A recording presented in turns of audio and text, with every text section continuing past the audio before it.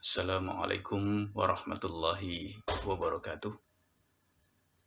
Salam sejahtera untuk kita semua. Salam, Om Swastiastu, Namo Buddhaya, salam kebajikan. Rahayu, salam Pancasila. Tadi saya mendapatkan tanggapan dari sahabat saya yang luar biasa. Gara-gara video tentang Tuhan kita sama. Jadi beliau mengatakan kepada saya, katanya saya keluar dari jalur. Bahkan dikatakannya saya sudah murtad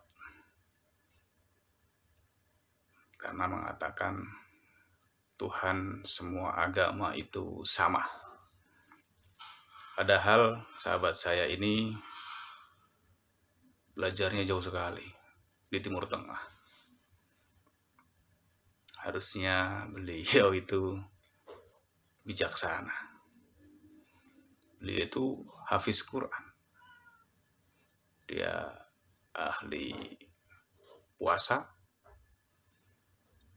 Bahkan sering keliling dakwah ke seluruh penjuru Indonesia. Jadi saya kaget, namun saya bersyukur karena kita jadi silaturahmi, kita menjadi punya persepsi, walaupun awalnya beda. Saya tanggapin bahwa ya ini kan real, logis dan masuk akal. Tuhan memberikan kita akal. Jadi kalau kita tidak gunakan, ya justru kita akan mendapatkan murka dari Tuhan. Namun dia tidak terima karena yang saya sampaikan menurutnya diterima oleh banyak orang akan mengakibatkan sebuah hal yang fatal karena ini menyangkut dengan tauhid, menyangkut dengan keimanan seseorang. Saya sampaikan kepada beliau dan saya tanyakan, Tuhan kita, Tuhan semesta alam yang hanya boleh kita yakini ada berapa? Beliau menjawab, 1. Dia mengatakan Tuhan kita, agama Islam dengan Tuhan agama Hindu, Nasrani, Buddha, dan Konghucu itu berbeda, katanya.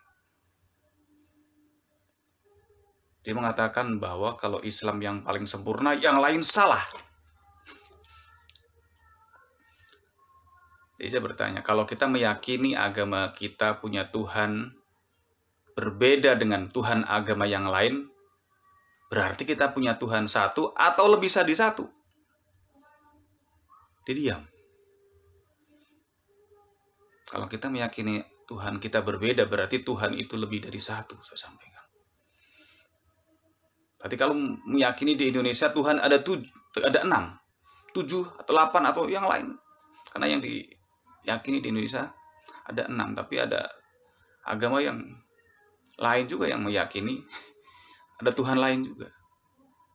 Oh ya enggak, Tuhan itu hanya Allah satu.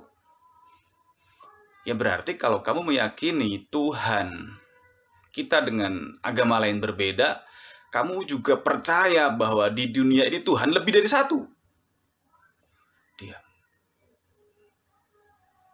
Saya sampaikan, kalau kita masih meyakini Tuhan lebih dari satu, berarti kita masih menduakan Allah, menduakan Tuhan, menyekutukan Tuhan. Ini bicara tauhid. Yang boleh kita yakini, yang boleh kita percaya itu hanya satu. Saya bilang. Dari zaman Nabi Adam sampai Nabi Muhammad, Tuhan itu cuma satu. Nabi dan Rasul, beserta kitab sucinya yang diturunkan sebelum Nabi Muhammad juga mengajarkan Tuhan itu satu, tauhid satu. Jadi boleh kita menyebut Tuhan kita berbeda, cara ibadah pun berbeda. Inilah yang dinamakan lakum dinukum waliyatin. Jadi kita nggak boleh membedakan yang sama dan menyamakan yang berbeda. Tuhan kita sama, jangan dibeda-bedakan. Boleh kita menyebut nama dengan yang berbeda. Dan yang berbeda, agama kita berbeda, syariat yang kita terima berbeda, ya jangan disama-samakan. Jadi baru dia sedikit melemah. Kalau kita masih meyakini kitab suci yang diturunkan oleh Tuhan, kita meyakini para nabi dan rasul yang diutus oleh Tuhan, ya kita jangan sampai menyalahkan mereka. Boleh kita berbeda, namun jangan sampai kita menyalahkan, apalagi menganggap musuh yang layak diperangi. Ini yang banyak terjadi. Jadi saya tanya kepada beliau, jadi selama ini dalam berdakwah juga mengatakan bahwa Tuhan kita ini berbeda. Ya, yang saya terima, yang saya yakini begitu. Islam itu rahmatan lil alamin. Oke, kalau memang Islam rahmatan lil alamin, ya harus kita aplikasikan dalam dunia nyata. Bukan hanya lil kelompok, lil partai, lil alamin. Jangankan seluruh manusia yang berbeda agama, suku dan ras, bahkan kepada binatang, kepada tumbuhan, itu harus kita lindungi. Nah, selama ini yang berbeda kita anggap musuh, bagaimana kita akan berdamai dengan diri kita?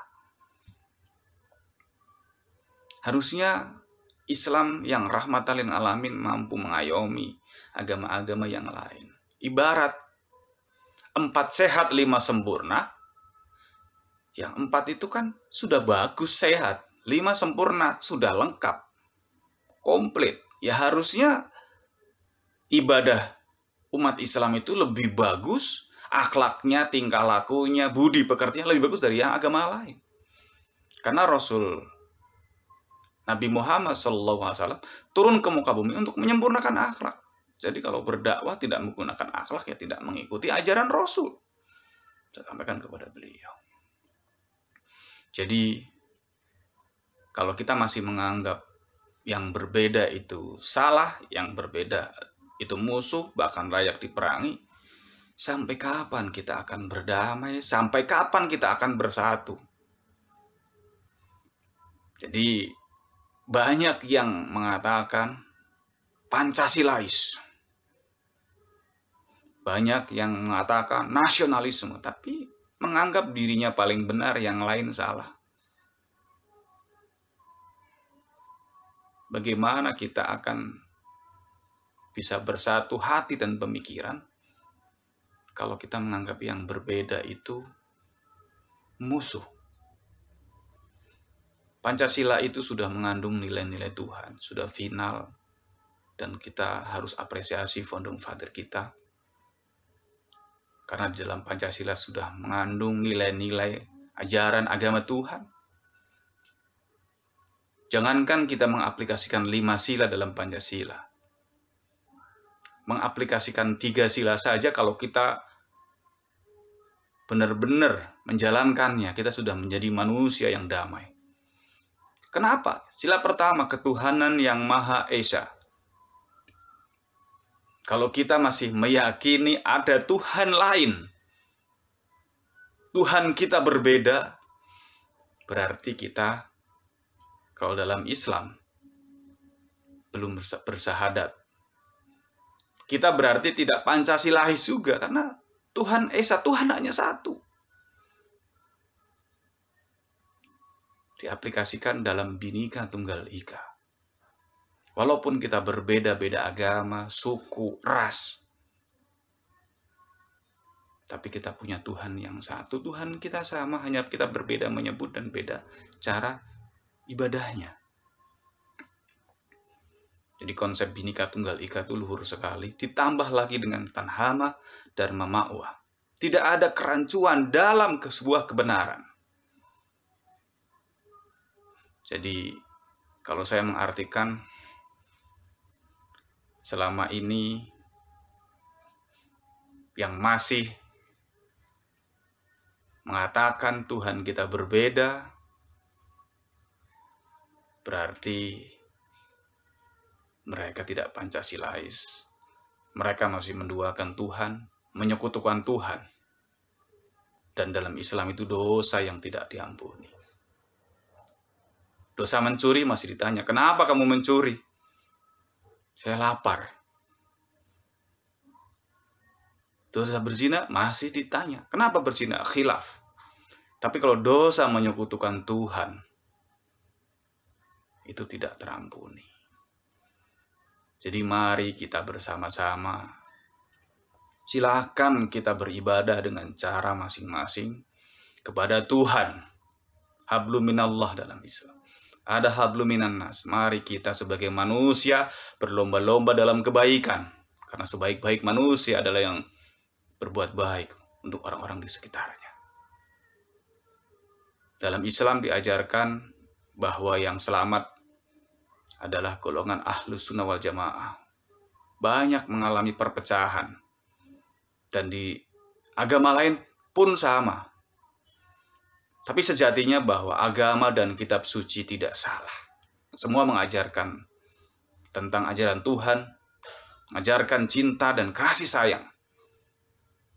Namun di masing-masing agama ada oknum yang memanipulasi kitab suci sehingga dia menjadi orang yang intoleran, radikal, bahkan melakukan aksi-aksi tindakan terorisme.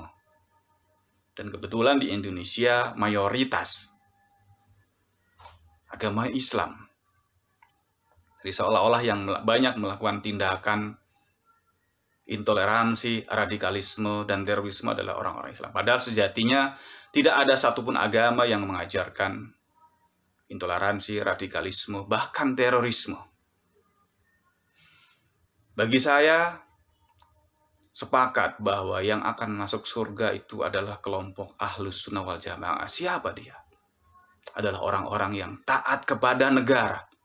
Jadi al-jamaah, saya artikan, ada orang-orang yang taat kepada negara. Barang siapa yang melawan negara, maka dia sudah memberontak kepada negara. Dan hari ini banyak kelompok-kelompok yang ingin memberontak kepada negara. Mereka selalu mengatasnamakan agama. Memberontak negara, memisahkan diri. Ancamannya Rasulullah pernah bersabda, 1 jengkal saja kita memisahkan diri dari ketaatan kepada negara.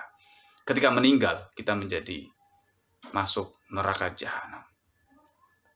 Jadi marilah kita sama-sama belajar supaya kita menjadi manusia yang damai. Supaya kita bisa bermanfaat untuk orang-orang di sekitar kita.